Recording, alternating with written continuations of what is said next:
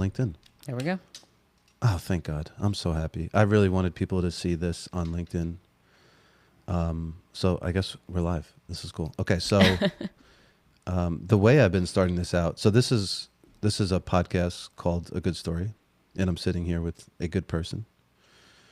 Her name is Angela Ciminello. But you're more than just a good person. You're a good friend. You're a good mom. Thank you. You're a good strategist. You're a good thinker. And you're just a good person. And so that's why you're here, actually. Yeah, right back at you. I would use all those adjectives for you. It's important for people to hear that because, you don't talk to yourself like that. And you probably don't say that or think about that way about yourself, but I do. So I wanted you to hear that. And I want everybody else to hear that. Thank you. And I didn't bring you here today because the topics that we're going to talk about are very relevant right now, but they are very relevant right now. So literally, if you're a nonprofit person and you know what that means, then I think you really need to hear what we're about to talk about, because if you're in the nonprofit world, you know there's a bunch of stuff going on, a lot of changes, and you're in the middle of trying to figure out how to do it and waiting for the bill to pass or the bill not to pass or the person to get to do this thing, right? So a lot of things are happening. Almost minute by minute. And it's stressful, right? Because nonprofits are, well, it's different for everybody. Some of them, honestly, some nonprofits I talk to, they're like, I'm good. No matter what happens, this is what I'm going to do. Like, this is how I'm going to pivot and handle this situation. But I'm sure you hear a lot of fear. Absolutely. So what are they saying? I think the biggest one right now is those that are funded predominantly by the government. And with that said, there's an additional caveat. It depends on their mission. If you're LGBTQ and funded by the government, you're absolutely going to be affected by this. And is there a way to change that, not your mission, but change what you're saying so that you can still get funded? Absolutely. And we kind of have Trump to thank for that, because the administration was very specific about words that can and cannot be used when applying for government grants on your website and so forth. So there's an organization that was one of my clients for about a year. They serve Latino students. They had to change their name. They had to take Latino off of everything just to make sure that they were safe.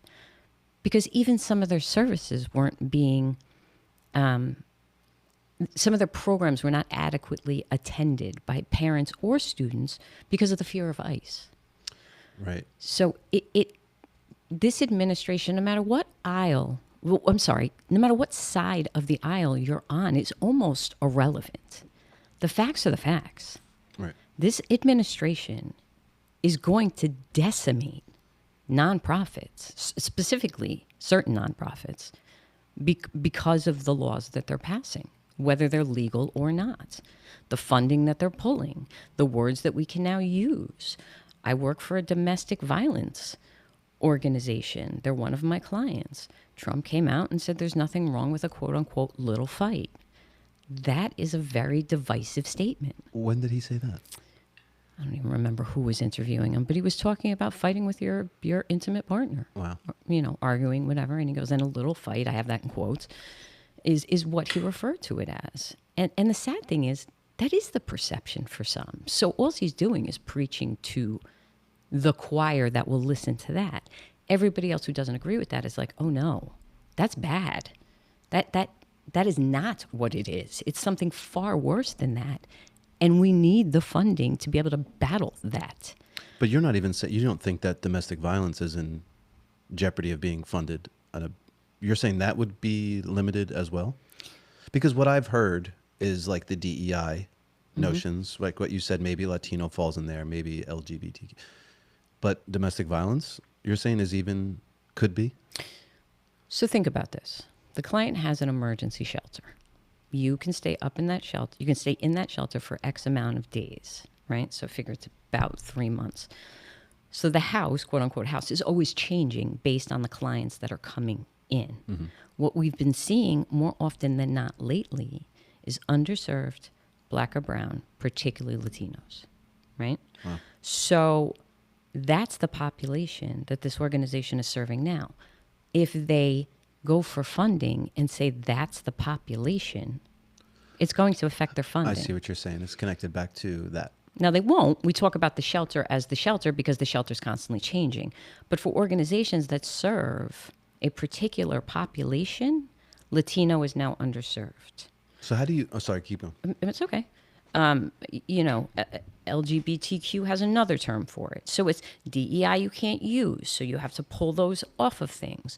The YMCA was my client. They completely had to redo their website. So just even talking about mission is becoming rife for arguments, contention, diversion. It's divisive. It's antagonistic. It's combative. It's creating a culture rather than creating community.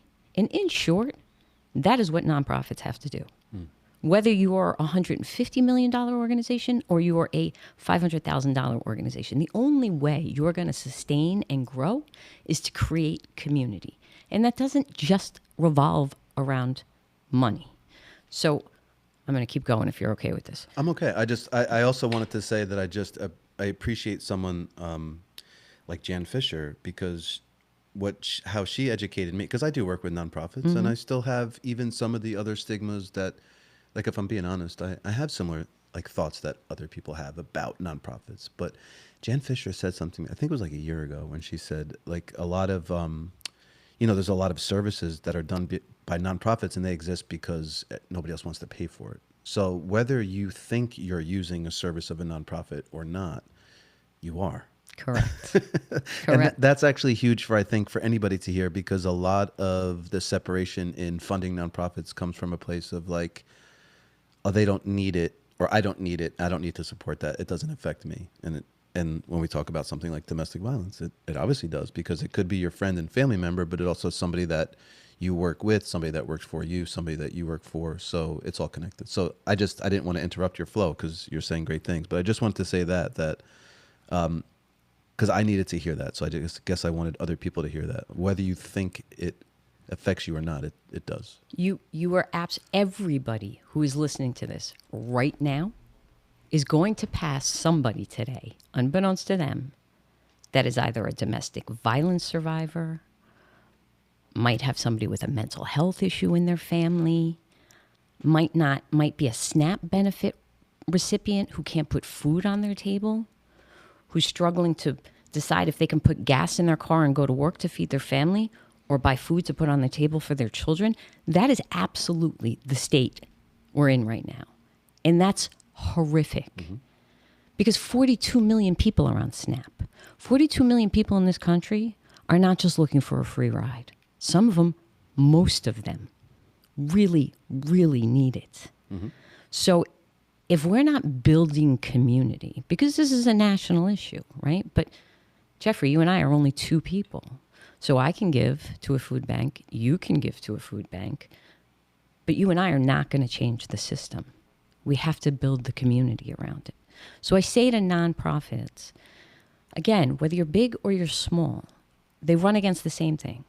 You have to make your short-term goals because your board is your stakeholders. Your impact is based on what you bring in, whether it's revenue, passive revenue, meaning you have a shelter that gets reimbursed by the government, you get government funding, you get individual funding. But then there's a lack of long-term planning because everybody's running to make their year goals, right? And a lot of us in Westchester are dipping in the same well. Westchester it's an insular community. And I think last time I checked, there was over 5,000 nonprofits. It's something crazy, because I remember hearing the stat. It was like 55,000 employees of nonprofits. Yeah. in Westchester, so it's insane. It's crazy. So that's the bad news. The good news, Jeffrey, is that there's only one of me, and I'm really good at what I do. There's always good news, and you are really good at what you do. So is that where you're helping out a lot of?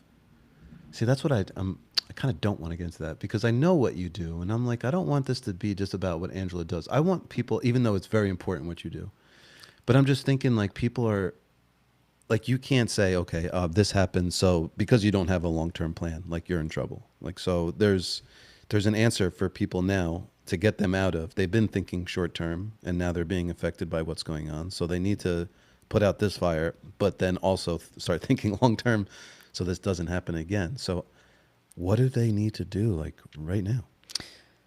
So here's a few. Such a loaded question. It is, and it's subjective based on the nonprofit. However, Yeah. again, going back to building communities, there's a way to bring in passive income, or at least revenue that is not a heavy lift, that is actionable now while you think long term. Because any steps that a nonprofit takes now to grow their donor base, sustain their donor base, because you're going to get attrition every year, right? You're going to lose donors, and it costs far more to get a new donor than it is to keep one, right? So sustaining your donor base is paramount, and then obviously increasing it. So as you look into your database and who are your low-hanging fruit that have the capability to give more, the other thing is look at your volunteer base. Volunteers are donors waiting to happen. So do you have to do all the asks? Absolutely not. Invest in a peer-to-peer, think Kickstarter, right? Your own personal fundraising page. Invest in a peer-to-peer app and put that out to your board. They're your lowest hanging fruit. Ask them to send this out to their colleagues, to their friends, to their family. Ask your volunteers to do the same. The volunteers that step up to do peer-to-peer are your donors. Those are the ones that you're going to want to concentrate on. You're not going to get everybody to answer, but you're going to get some. And even if those some people get another 10 people, that's that much more that's in your donor base that you can make grow. In addition to that, social media, right? Is your social media set up that you can accept donations? If it's my birthday, are you on my platform so that I can say, I want to give to X for my birthday? I see those all the time. Right. And it's small amounts, but if, like you're saying, if a bunch of people are doing it, it will add up. Right. It's, if you want to climb Mount Everest, how does it start? You take one step. That's all you can do.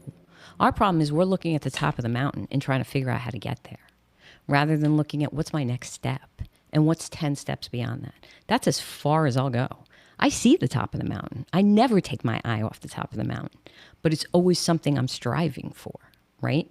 So if you look at it again, using the mountain analogy, you can't climb the mountain one way. There's 100 ways to climb that mountain. Maybe not Mount Everest. You kind of want to be careful on that one, but if it's a regular mountain. So not everybody's going to have the same path to the top, but the systematic steps to get to this top are very similar across the board. So again, what's your mission? Is there a way that you could put a train the trainer program together? Meaning, I used to work in the homeless sector, right? So there is a way to care for the homeless in emergency housing, transitional housing, permanent housing. There's programs that we had. It was a 2-generational program for mental health. That's a program that was unique that we could bring out to other homeless shelters and train them how to do the program. Passive income. You pay them to run the workshop. Is there another nonprofit that does workforce development, right? But maybe doesn't have the complement of staff they need to run it the way they need to? Can they hire X organization like West Hab or Neighbors Link to run that program? So there's ways to partner with other organizations to get passive income. So think about what you do and how you can train others that make sense in your arena. Let's go back to the DV thing, for example. I am a huge proponent in anything I do in hitting the systematic issues of the mission, not putting a Band-Aid over a bullet wound. And when you say DV, you're talking about domestic violence. Oh, I'm so sorry. No, Domestic because violence, me and you know yes. this. I know that. But sometimes I hear it and I'm like, I don't think people know what we're talking about. Right. Now I completely lost my train of thought. What was I saying? Sorry, I don't even know where you were going. I just want people to know because I hear that. I think it's a term that I'd like to make like a household thing so that it could help, because I think it's more prevalent than people realize. It is far more prevalent. It's increased 30% in the last year in Westchester, and that is going to get worse because of issues with ICE, right? And people being afraid to leave their home and go any safe space because they're afraid they're going to get arrested or deported or anything else, right? And then you have the affluent community. Now, I can only say this anecdotally, but I say it with full confidence. There's more domestic violence in affluent communities than we know because there's a stigma attached to it and they don't want their neighbors to know about it, right? So how do you get around that? And here's what I want to say to nonprofits. Don't just think forward on mission, think preventative, right?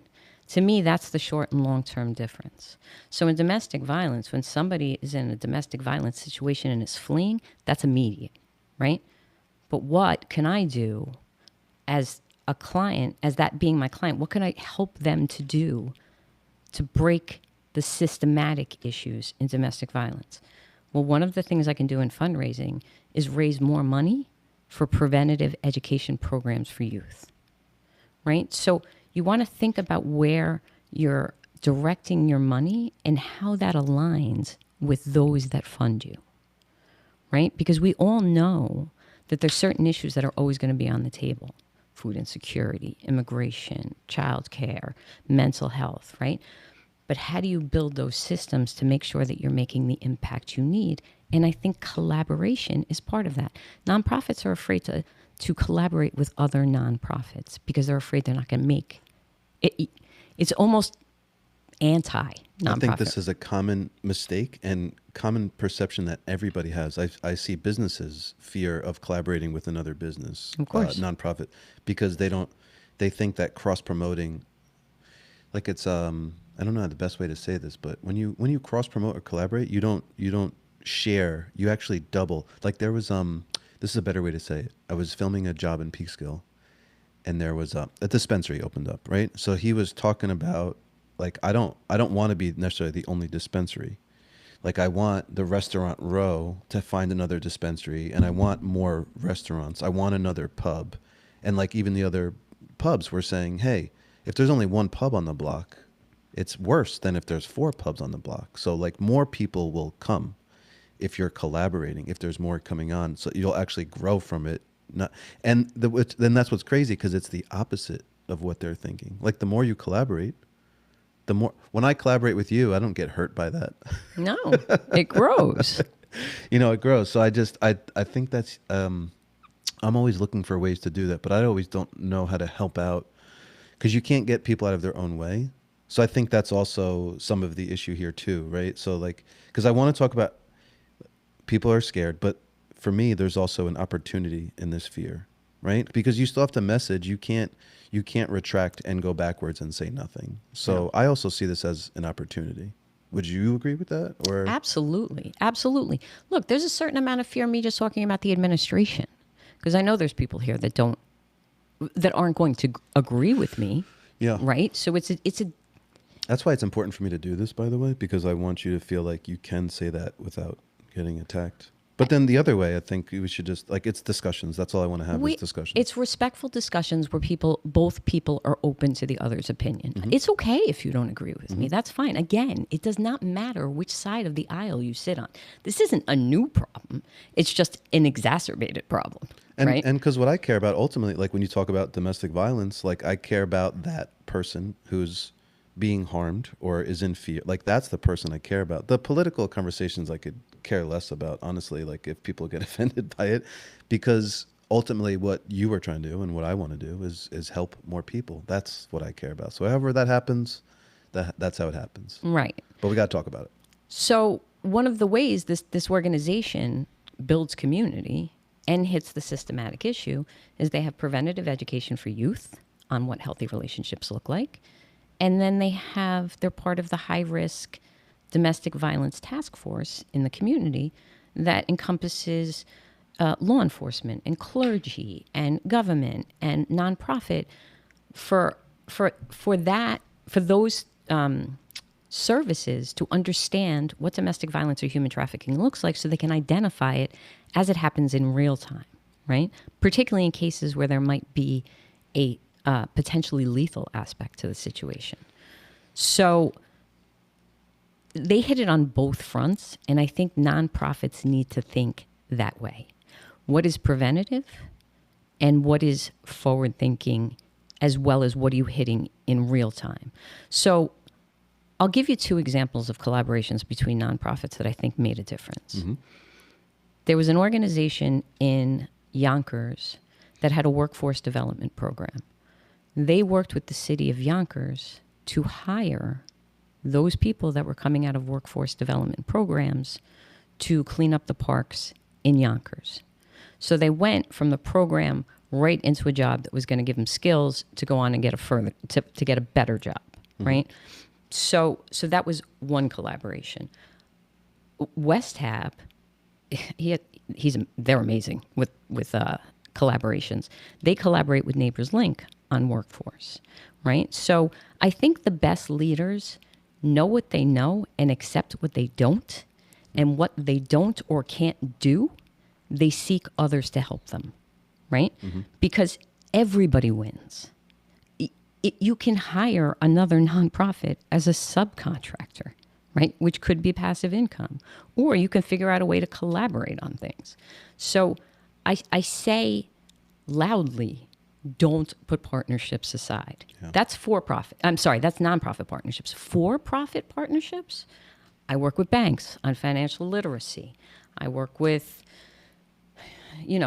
fashion designers to provide clothes. I work with restaurants to, why did I say it like that? That was so fancy. I work with restaurants. I almost want to say it like that from now on. Restaurants. But they'll host a restaurant night and give a percentage of the proceeds back to the organization. Right. So that doesn't just give you passive income. It also gives you exposure, because you're not going to raise more money unless you get more exposure. And how do you get more exposure for free? That's easy. Social media, right? You can direct them to your website. Get reels. Jeffrey, I'm looking behind you on your blackboard. It says good stories about good people doing good things. That's you. Every nonprofit that's listening, I've never met a videographer, a producer who has their heart in the right place like you do. Well, that's all I do and all I want to do. But it makes a difference in the telling of the story. Yeah. It does. It absolutely does. So telling stories is huge. Advocacy is huge. So when I say advocacy to a nonprofit, they think they have to hire a lobbyist. They don't. Right. Your board is your lobbyists, right? Boards have a hard time just thinking they have to fundraise. They get freaked out about it. So when I give board presentations or I do board development, it's all about changing the perception. I'm a fundraiser.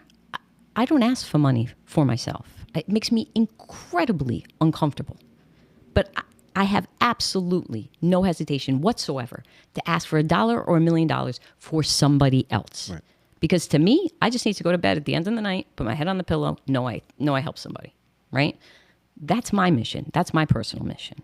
If I can build a community, and I am, because I'm sitting across from somebody like-minded, that feels the way I do about this community and helping the underserved, it's all going to happen, because now we're together, not separated.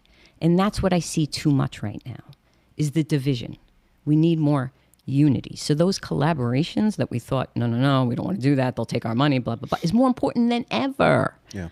Because we can't keep dipping from the same well. Well, and also to like make it fun. It's not always just an ask. It's not just, it doesn't have to be an email blast. Like to your point, it could be interactive with your volunteers. I mean, even when I did, I don't know if you know this, but I did like stand-up comedy for a little bit. I don't think I knew that. I'm going to share with you one of my stand-up routines. 5 minutes. Did you do it in a restaurant?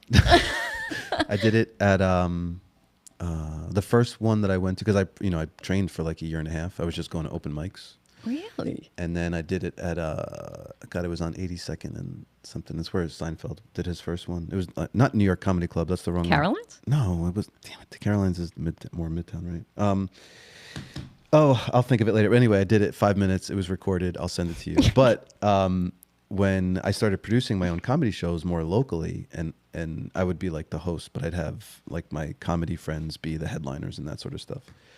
We would sell okay, like really pushing hard. But when we said, hey, let's take some of the proceeds and support veterans, or let's take some of the proceeds and do this, then it was like it would sell out every time. So I think I always want nonprofits to think outside of the box on how they can fundraise, because it doesn't have to be the typical the typical things, like however money, like make it fun for people, and then people will show up somewhere. Like just make a thing where a lot of people show up, and like inevitably you're going to either make or raise money. Correct. I mean, that's what we're trying to do all the time with all these attractions that we have. Look, I'll give you an example. Yeah. I had an event for a client recently. Comic strip. Sorry, it was comic strip. That's Comic what, strip. Oh, yeah. I've been there. I can't believe that I forgot that. Yeah, it's a good club.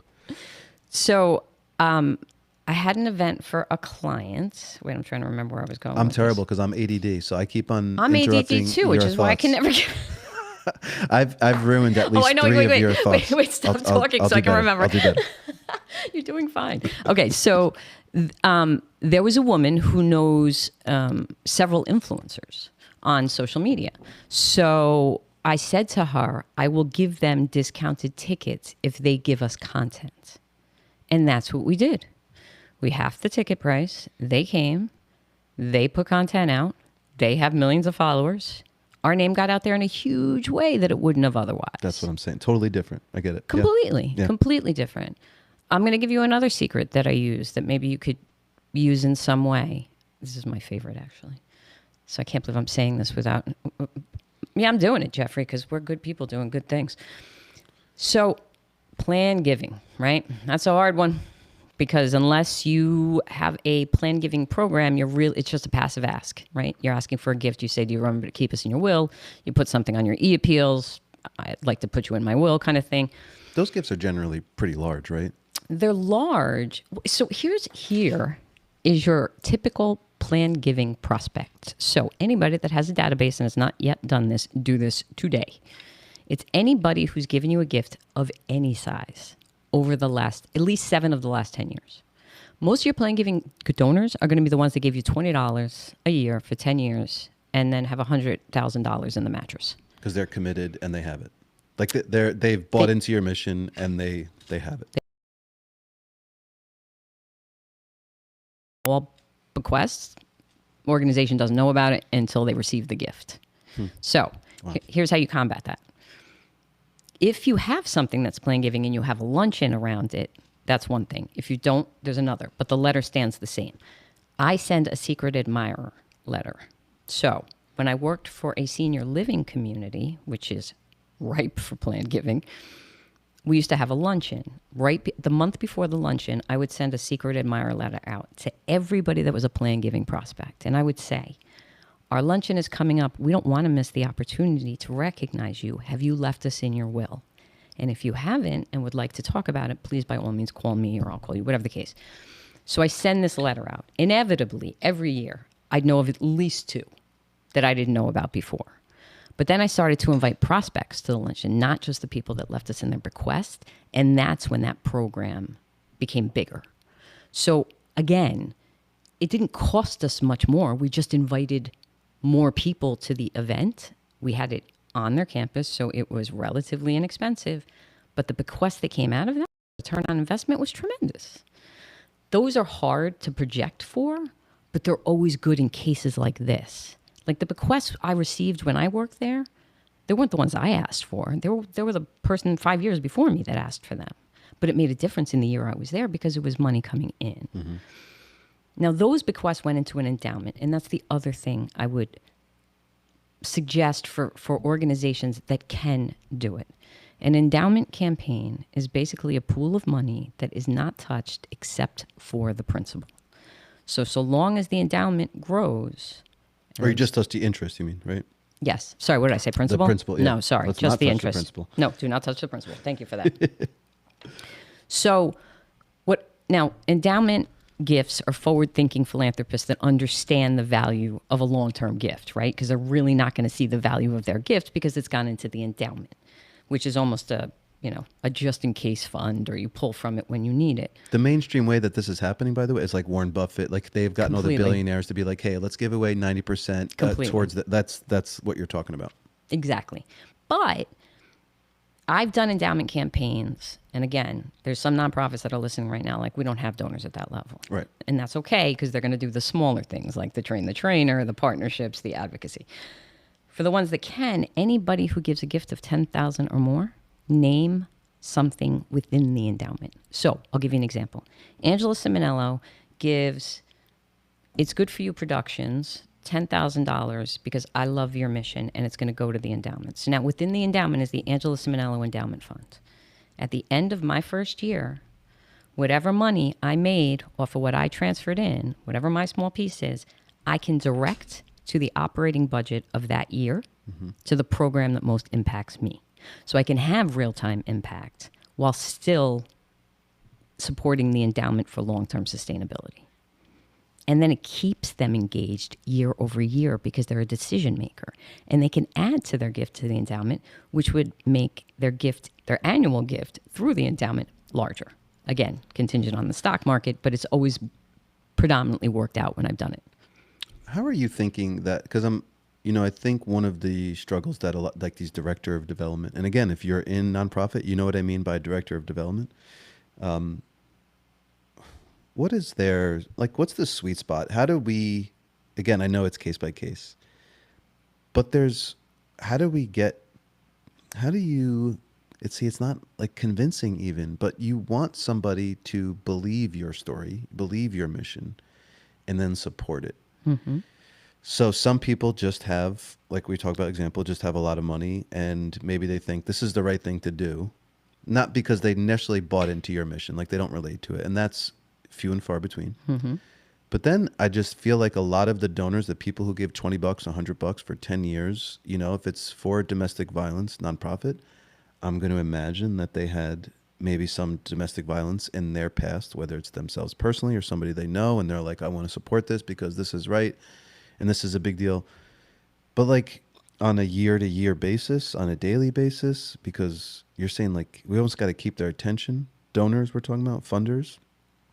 What's the way to maximize all of it? That's why I can't think of it. It's like the engagement, the commitment, just to be there, whether it's to be an advocate. What do we need to do to make people buy into our mission, whatever that is?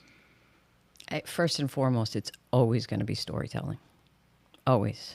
I could talk about any one of my clients in a way that it'll land. You'll understand the mission.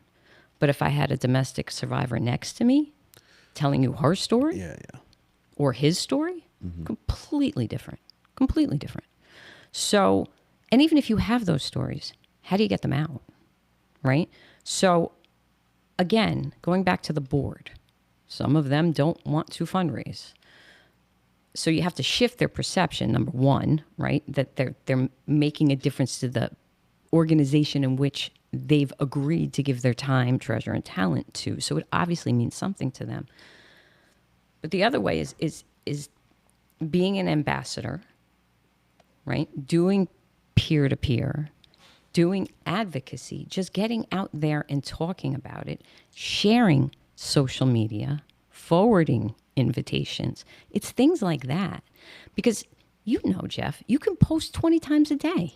If nobody's engaging with you, Google's not going to see it. The algorithm's not going to see it. Your especially this time of year, it. Giving Tuesday's coming up. Everybody's asking. So now, like a lot of people, like once they give, they don't want to hear another ask too. So there's a little bit of, I think there's fatigue from maybe in certain seasons from donors or funders. There's absolutely fatigue. And I will say this for nonprofits in Westchester.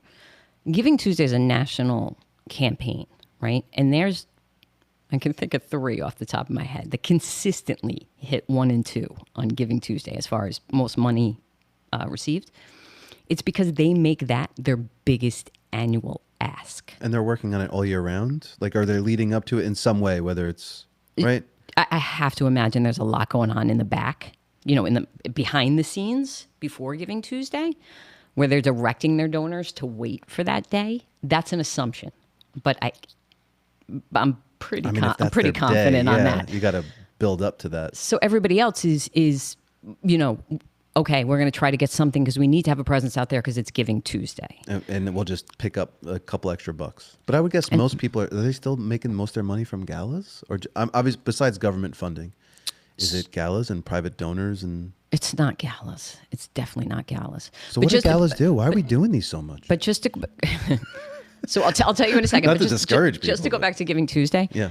We have something called Hudson Valley Gives. I had never heard of in that. this community. That's terrible of me. Well, no, but that's a good thing because that means you're probably not getting 100 million emails on that day. It's a completely different month. It's in the spring. Oh, really? Yeah, I would do Hudson. If I was a nonprofit in Westchester, if I owned a nonprofit in Westchester, That's a I would no-brainer. only do Hudson Valley Gives. I wouldn't even do Giving Tuesday. Because here's going to be a segue. I really feel strongly about what you just said because, so in what you talked about with Good For You Productions, there was no other production company that was running towards, hey, let's just do storytelling, nonprofits, documentaries only, at least around here. And that was a pivot that I made years ago because I saw a lot of people who had production companies or, a camera and a computer all doing the same thing. Let's make social media reels. Let's go viral. Let's blah, blah, blah. This way, you got to post every Friday at noon and be consistent and build a following and blah, blah, blah. And I was like, no, I'm not going to do that. And then I just went the opposite direction, which was like not doing any of that. And I guess my segue into what I wanted to talk about is because like what we're talking, like there's a trend of the new technology of AI, and a lot of people are going to run towards AI to make content, to make social media posts, to make videos or whatever. And I'm not saying that I'm not doing it, but I'm not like, that's not who I am. I'm not running into AI. What I'm going to do is I'm going to let everybody else make AI videos, and I'm going to be like AI friendly. Like I'll use it when it makes sense. Mm-hmm. But if I need to tell a real story about a real person, I'm sorry. I don't not use AI. I don't think there's any way I'm doing AI. So I was at a gala recently, and they did their 3 to 5 minute reel. 30 seconds into it, I looked at the person next to me. I'm like, this is AI. Like, it did not touch my heartstrings even a little. And I'm sure the stories were real. I assume the stories were real. No, I'm sure they were. But they didn't touch me. They didn't, and I looked around the room, right? Because I'm a fundraiser. Like, you don't ask for $1 million unless you understand what somebody's vibing. So I'm all about the vibe in a room. And I didn't see it landing. I didn't think their paddle raise did as well. They would have been better off bringing somebody to the podium if they couldn't afford the video. Exactly. But I will say this. I think people, again, I think some nonprofits are short-sighted when it comes to video spend. And it's so short-sighted because, do you mind if I use you as an example? Because you're the best example I can think of. I've worked with other videographers, and I'm not saying they're good or bad. They're all out there trying to help the nonprofits. What I loved about working with you is that you set up our agreement for this client so that they got a full day of filming and B-roll and had extra people interviewed so that we could create reels and smaller videos and possibly even use some of those interviews the following year for the gala. But at least it's real people, real videos. Yeah. So the one-time spend has far-lasting effects that nonprofits really need to consider, either asking their board to support that, asking a donor to support that. Because if you're not pulling heartstrings, it doesn't matter how many appeals you send out. If you're not posting something about your mission told from somebody affected by it, you're going to get diminishing returns. Because you as the leader or you as the staff only have so much bandwidth in the emotional arena to tell, because you're in it. Yeah. You're not surviving it. You're not living it. You're working it. You're part of the solution. So those that are in the thick of the problem are the ones that need the help. So those stories will build community. They will build donors. Somebody out there is going to resonate with that. And that somebody could be anybody. When I worked in New York, that person was my wife last year at when we did the Luca video last year. It was my wife who was sitting with me in the audience, and she went, she's like, that's me. I forgot my own like family story. Like it happened to my own wife. Oh my gosh, that's amazing. She really was like, I get, and that's why we ended up, I'm not trying to brag here, but we ended up like giving a pretty big donation. Like my wife was moved by, it wasn't my video. My wife was moved by the story. And I just told the story. I'm not doing anything special. I'm just the conduit. But I agree with you because, and this sort of relates, there's a quote that I love, which is, nobody cares about what you know until they know how much you care. something like that. Oh, I like that. So it's the same idea, right? Like you can just, just diarrhea of information on somebody and tell them how much of a problem domestic violence is in Westchester. And you can say like, they're right down the street from you. But like you said, it's like if I know we have to hide identities, but like an AI produced video about that woman or man, by the way, I want to say that I did talk to some DV. Like I did not know, I shouldn't even laugh about this. I did not know how abused some men feel and how helpless they feel. So if you're actually a man, you can go to some of these domestic violence websites and figure out your life too, because it's not just one way. I'm sure it's lopsided one way, but it's not just one way.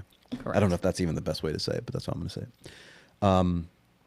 But yeah, it's like, so to produce a video that way, so like even for that client that you were talking about, what I would have done is, and maybe money was a thing, but I would have preferred reenactments. Yeah. And you can get a local theater. So this is like what I like to do with, and I think you like to do it too. It's like, oh, we don't have the money. So here comes back to collaboration. Okay, well, there's probably an acting group in Westchester where they have kids, college students who are looking to build up their personal reel. Why not collaborate with a local theater, get reenactments done for free, promote that school, cross-collaborate, do behind-the-scenes photos, videos of filming the thing, and this is how you extend life out of an idea, and then you make the video. Now you have reenactments, and now you can tell a real story with real people that hopefully, pulls on heartstrings. And it's no secret, like what we do, at least what I do with you, is I tell these stories, they're real. I try to get people to forget that they're watching a video and get immersed in that person's life. Hopefully I make you cry, or at least get like that feeling inside when you go like, oh my God. And then at the end we ask for money. Mm-hmm. I mean, that's really what's going on here, because we want you to feel it.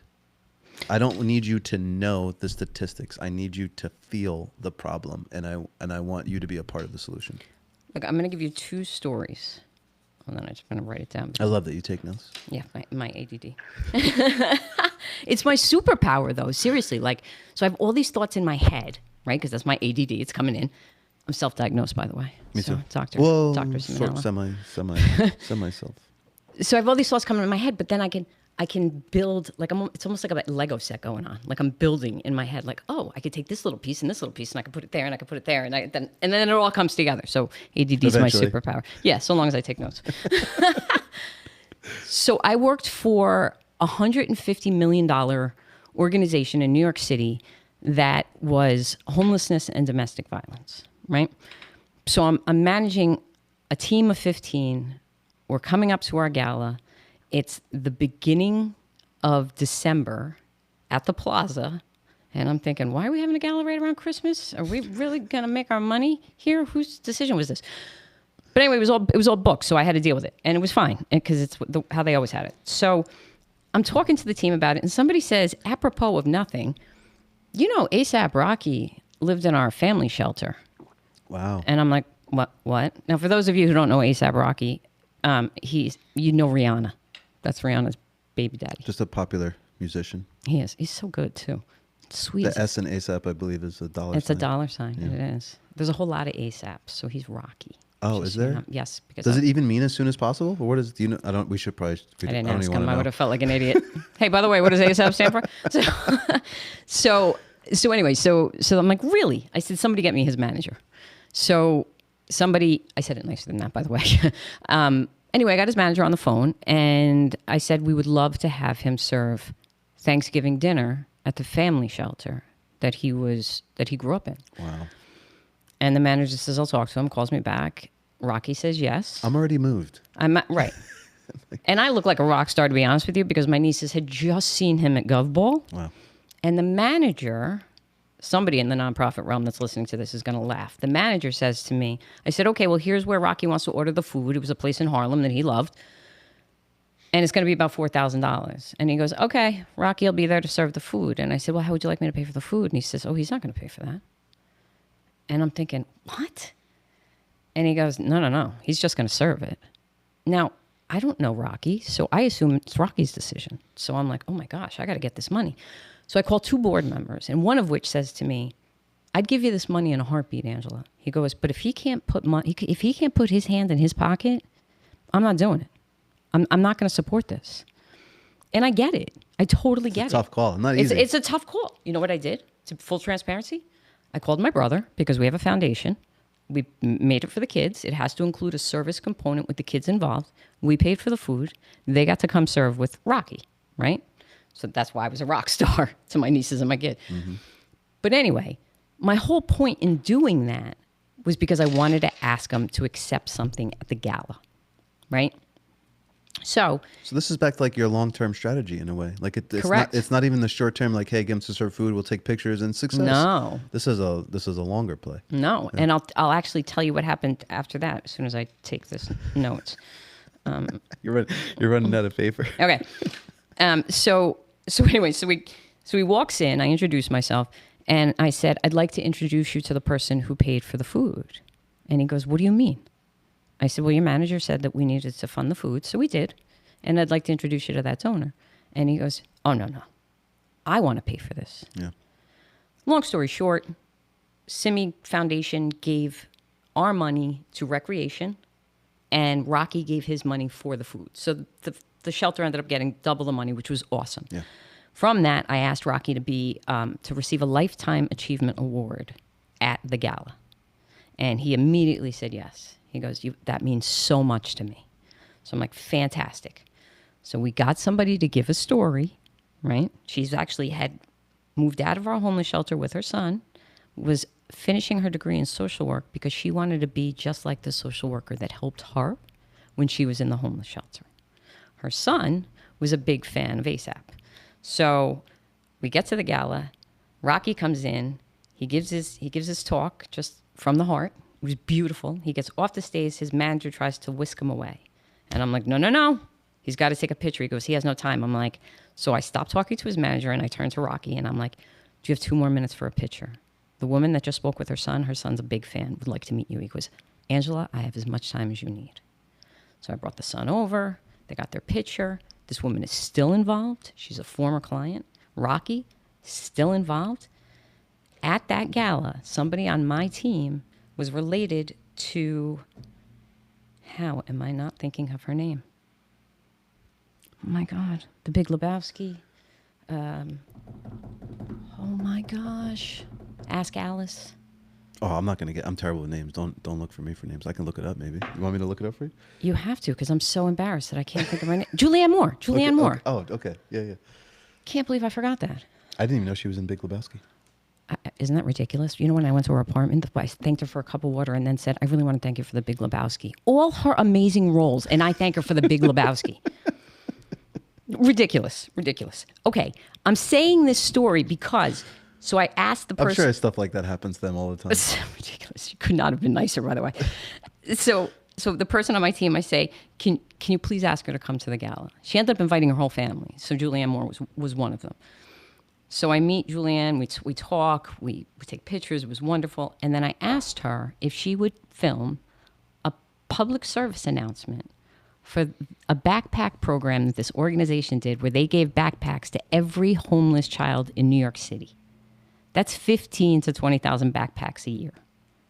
And we got time on Taxi TV for free. So Julie, I went to her apartment, we filmed the PSA, she did it for free. And that all came out of this gala and ASAP being there and then Julianne being there. And then Taxi TV gave us the spot for free. And all through the month of August and September, it played on Taxi TV and everywhere else. And we were able to do the entire backpack drive. Now, at the same time, we were building a relationship with an organization that had an employee giving campaign. That program cost about $350,000, most of which was funded by the Board of Education. The Board of Education was cutting back on their funding. By building the relationship with the corporation, they funded the entire Operation Backpack program, which means, and that was employee giving, by the way. That wasn't just a company gift.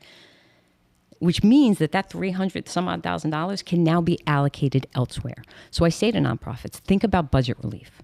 What are you already paying for that you can get funded? Yeah.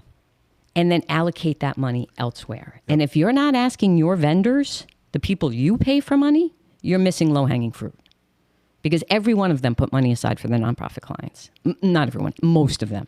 No, but I even say from just like a small business perspective, like, I'm not into like sponsoring stuff anymore. I don't want to take, and sorry for people that I'm friends with that do this sort of thing, but like, I don't want to take out a print ad and I don't want to run something on social media. But you know what? You asked me to donate my services to a nonprofit that I care about. And especially, this is a clue for anybody. If you're doing anything with baseball, I'm in. I wouldn't even know how to charge you.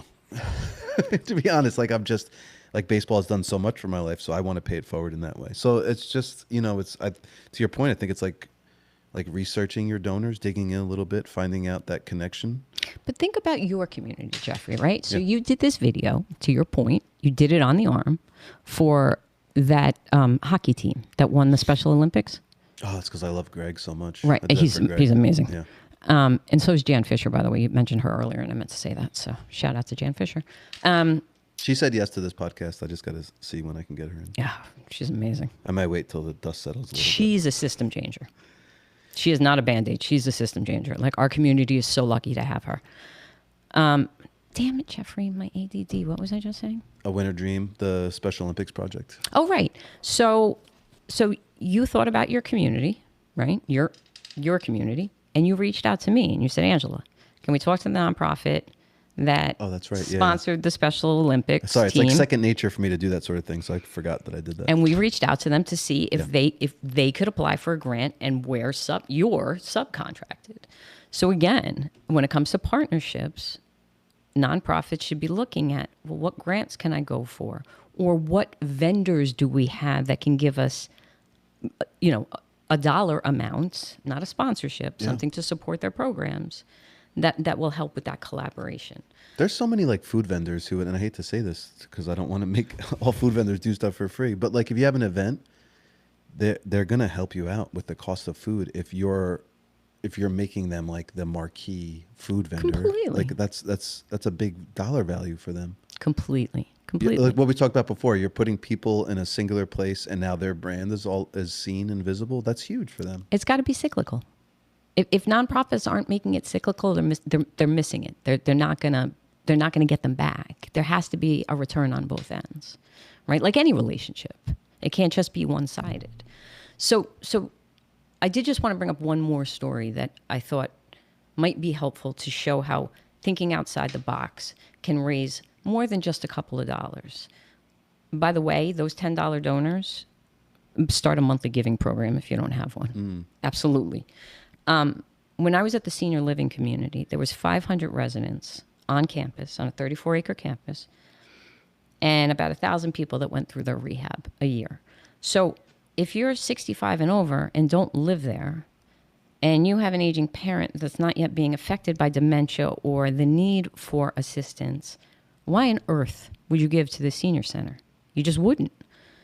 So how do you bring in money beyond the 500 residents and their family and anybody going through rehab? Okay, rehab we started a grateful patient program.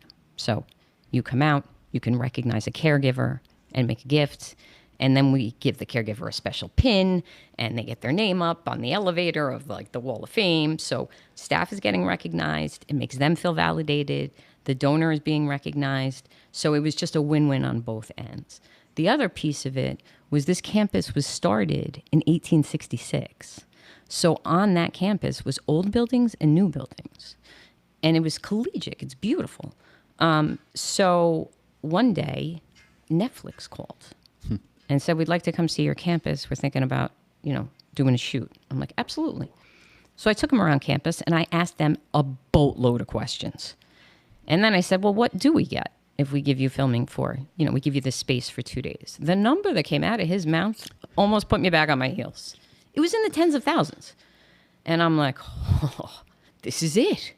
This is how we're going to do it. So we talked to the county. We got our name on a list. I sent a letter out to every studio in the tri-state area. And I would say every couple of months, there was a network or streaming show on that campus. And that was passive revenue.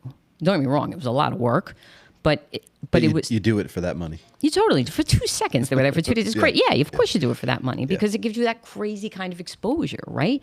But then I met celebrities through that, and then I asked them to the gala, and then we had a musical concert in the Meadow where we never had one because I met Dominic Chianese, Uncle June from Sopranos, and that's what he loves to do. He loves to sing for seniors. So as soon as he told me that, I was like, "How about you do a concert in the Meadow?"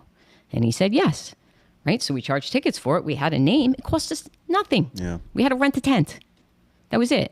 So outside the box thinking is what's going to make you grow. Keep doing what you've always done. You're going to get what you always got.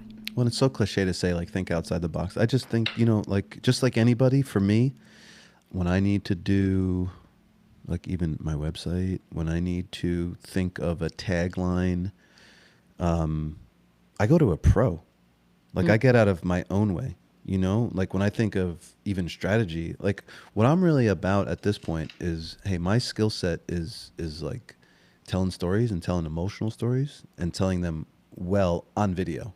Verbally, I'm like, okay. But like when it comes to, and I say that because if you ask me to like tell a story around a table, like I usually butcher it. Like it's just bad because of back to ADD. I can't follow through on it. But with a video, I just spend endless amounts of hours perfecting, and like every frame, every fraction is geared to like that note is supposed to hit you at this time so that it triggers or evokes some sort of thought, and then I'm saying this thing. Like I am just totally manipulating you the entire time you're watching a video, to be honest. And it sounds like a bad thing, but it's not. It's for a good reason. And see, like, why am I saying all that? Because that's good advice. Everything has to be intentional. No nonprofit can be fly by night without strategy. Oh, so that's what I'm saying. So like a lot of these nonprofits, thank you, they are just doing their job. Yes. Which is their mission, and they're in it and they're living it, and then they got to go home and live their life. So they're also taking care of people in their community, their family, their kids, themselves, all that stuff. So they need, honestly, like just like I need the services of nonprofits, those nonprofits need the services of folks like me and you, whether it's me and you, because they're just not always, it's like talking to a financial advisor. It's like talking to a life coach, any mentor. They just help you think of things in a different perspective. And then you go, oh, I didn't even think of that. Why don't I try that? And then it grows from there. So here's where I think some nonprofits, let me back up a sec.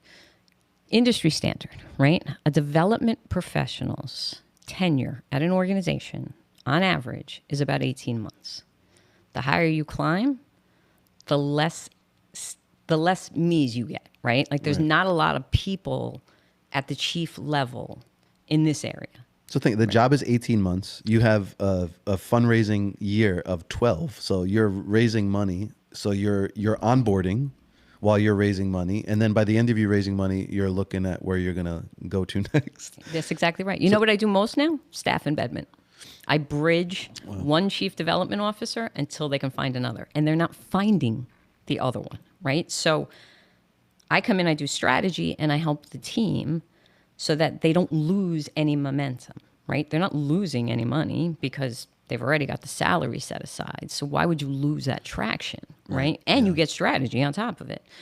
But here's where I think they miss the boat sometimes.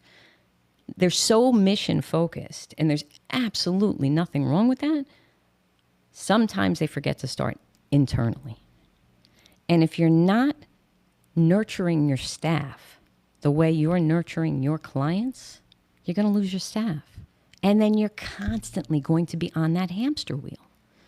So mentoring is never part of a job description. It's never in my contract. It's nowhere. Yeah. But do I do it wherever I go? Absolutely. If I could mentor 100% of the time while doing strategy, I would be a happy, happy girl. They just got to want it. That's the thing with mentorship. You can't just force it on anybody. You can't, but I think leadership needs to understand the value of it in keeping their employees happy, engaged, working at full capacity, and feeling like they're seen and heard. The culture is huge. Huge. So even like I don't want to say their name, but there's a client that I have, and they help out like traumatized kids, to put it like as basic as possible. So, but their internal, they have 400 employees. Their internal, they can't be against each other and have tension with colleagues if they're trying to help kids. So their culture has to match and mirror what they're doing. So if they talk about how to talk, how to handle your emotions, you better do it internally in your board meetings, in your own like conflicts. Right. And I love that because they match each other in that way. So it's back to like culture. If you're just trying to help out and your mission is to like save the world and then you're acting shitty to your employees, I don't think it's going to work, or at least not for It's definitely not a going to long work. period of time, at least, you know? No, because you're constantly going to be onboarding, Yeah. right? Are you looking within to lift somebody up, to give them the leadership skills? You know, look, I'm totally. When I work, I get it. I have an issue delegate. I used to have an issue delegating, right? That went away a long time ago when I realized this isn't about me. I'm stopping somebody from gaining leadership skills Yeah, yeah. because if it's not my way, it's not going to work. That's not true. There's 1,000 different ways to do something. Mine might not be the right way. If you don't delegate, you personally will end up just Completely burnt out, and that's flatlining, But you and know? that's the other thing that happens, right? So you have to start collaboratively. You have to build your community from within, right? It has to come top down. It has to. That's the only way it'll work. I think we're good, Angela. Yeah, right? What else do you want people to know? I just, keep- is there like a parting word? Like we started out talking about how, uncertain. I'm actually on this panel discussion next week, talking about uncertain times. The name of the panel is Powerful Messaging in Uncertain Times. And I guess I feel like a lot of clarity and certainty, so I'm not nervous, but other people are. I'm one of them. I'm hearing it a lot. So what would you like to say to folks that feel uncertain? Well, first of all, everything is temporary. This too shall pass. What we know it's coming, no idea. But I'm going to stay positive. So That's my heat going on in the back, by the way. It's old heater boiler system for it. I can hear it in my headphones, so I'm sure people can hear it. Look, this isn't nonprofit is hard work. People think that we're all kumbaya and, we hold hands around the maypole and we hug each other when we come into work and we only work half days. That's so not true. I have never seen harder workers than nonprofit, right? Because we're doing good work It's for less pay than for profit. But it's still a job. It's still a job, but it's there's accountability and, there's all of that. There's all that. And then you bring your own passion to it, and then you can really blow it out of the water. But everything is temporary. So take comfort in that you're doing the best you can with what you have right now. Every nonprofit leader needs to give themselves a little grace because I'm sure they're hearing it from their board. I'm sure their staff is disgruntled, particularly if some of their funding has been pulled. People might be losing their jobs. So, offering your staff a safe space, allowing them perhaps a little more flexibility in their schedule. There's not a whole lot we can do with salaries in the nonprofit industry, particularly in this county, until reimbursements come up and, salaries go up. But I love what Latimer did, and I love Jenkins, so I trust that will happen. I'm going to see if I can get them on here, too. See if I can sneak those guys in here. It's an excellent idea. Please ask County Executive Jenkins again that he should totally fund me to do a whole overall assessment of nonprofits in Westchester County so that we can make those collaborations real. That's really what I would love to do, because I just think there's so much potential out there for the missions with the right collaborations. So, to end on a high note, don't discount partnerships, for-profit or nonprofit. There is no box. I rescind my think outside the box. There's no box. Every idea, throw it out there. I have 1,000 ideas a day. 99% of them aren't good, but it doesn't stop me from saying them. So that's really important, actually, that you said that. Remember to start with your employees, because your employees are the ones that are going to interact with your clients. So in order to give your clients the best experience and get them on their healing journeys, you have to start with employees. And again, advocacy. It does not mean a lobbyist. It means that you're equipping your board and your staff and your volunteers and your donors with the information that they need to spread out to the community. So that just doesn't mean about your services. What's the state of what's going on? Are you in domestic violence? What are the stats? Are you in homelessness? What are the stats? Are you in food distribution? What are the stats? Your board, your staff, your volunteers, your donors need to know what is going on. That is advocacy. Because if they understand the problem, not just how you're fixing it, it's more leverage for you to get them to buy in. So one of the things that I say to CEOs that don't have a lot of time on their schedule, do a webinar. I call it a webinar. You would know the right word for it. But basically, invite your top 50 donors to get on a Zoom call and do a State of the Union address. What is the state of the overarching I love that. mission? And then drill it down to what you're doing, not just short term, but long term. That's Gotcha. my suggestion. And I do want to end with a big thank you, because no matter where you are or what you're doing or who you're serving or how you're doing it, you're making a difference. So thank you to everybody out there who's in the nonprofit industry or supports the nonprofit industry. So thank you, Jeffrey. I can echo that. All right, you're done. Get out of here. Done.